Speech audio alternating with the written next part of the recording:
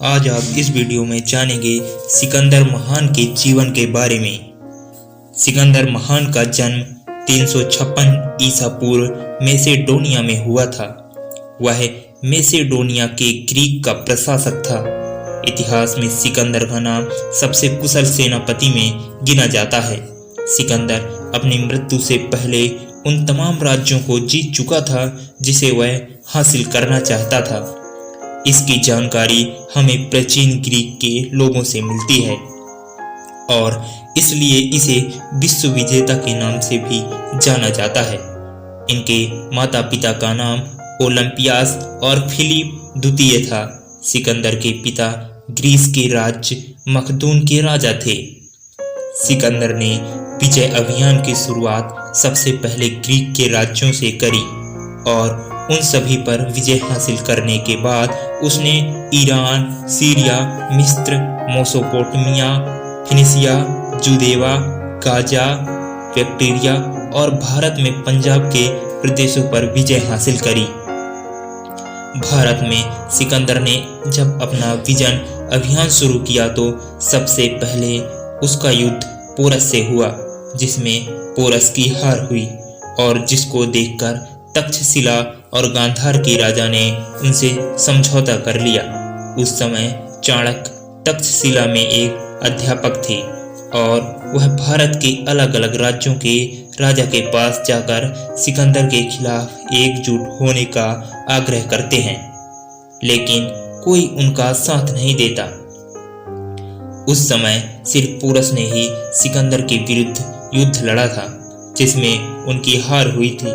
इसके बाद मगध के राजा महापद्मनंद ने भी चाणक्य का साथ देने से इनकार कर दिया था और उनका अपमान किया, जिसके बाद चाणक्य ने चंद्रगुप्त के साथ मिलकर एक नए साम्राज्य की स्थापना की और सिकंदर के विरुद्ध लड़ाई आरंभ की। और इस लड़ाई में सिकंदर के राजदूत सेल्यूकस को हराया। जब सिकंदर भारत पर आक्रमण के लिए सिंधु नदी घाटी की तरफ बढ़ रहा था तो वहां के रहने वाले लोगों ने उनसे युद्ध लड़ा, जिसमें वे सिकंदर से लड़ाई करते हुए वीरगति को प्राप्त हो गए और इस लड़ाई में सिकंदर को भी कई तीर लगे, परंतु विजय अंत में सिकंदर की ही हुई थी, जिसमें उन्होंने मशक दुर्ग पर अपना अधिकार कर लिया। जिसके बाद सिकंदर का सामना पोरस की सेना से होता है। आर्यन के अनुसार पोरस की सेना में लगभग 30,000 पैदल सिपाहियों, 4,000 घुड़सवारों, 300 रथों और 200 हाथियों के साथ सिकंदर से युद्ध किया और इस युद्ध में पोरस की पराजय हुई। लेकिन पोरस की बहादुरी देखते हुए सिकंदर ने उससे मैत्री का हाथ बढ़ाया।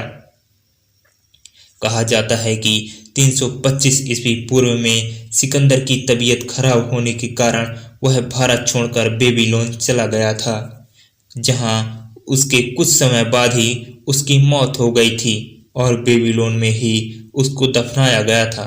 सिकंदर महान 33 साल की उम्र में ही अपना इतिहास लिख गया था, जिसे आज इसे दुनिया विश्व विजेता के नाम से जानती है। इतिहास में सिकंदर का नाम Alexander third, Alexander the great और अलेक्जेंडर द ग्रेट एम्पायर के नाम से जाना जाता है। अगर यह वीडियो अच्छी लगी है तो लाइक, शेयर और सब्सक्राइब जरूर करें। मिलते हैं इसी प्रकार की रोमांचक नेक्स्ट वीडियो में।